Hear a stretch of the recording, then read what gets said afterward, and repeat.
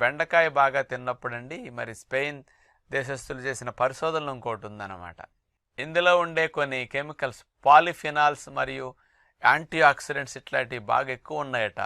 వీటి వల్ల ఏమవుతుందంటే మెదడులో కణజాలం ఏవైతే ఉన్నాయో ఇవి ఆక్సిడైజేషన్ అంటే ఆక్సీకరణం చెంది దెబ్బతినకుండా మెదడు కణాలని రక్షించడానికి, అవి అనారోగ్యానికి గురవ్వకుండా కాస్త ఎక్కువ కాలం జీవించటానికి బెండకాయలో ఉండే ఈ కెమికల్స్ ఎక్కువ ఉండటం ఒక కారణం.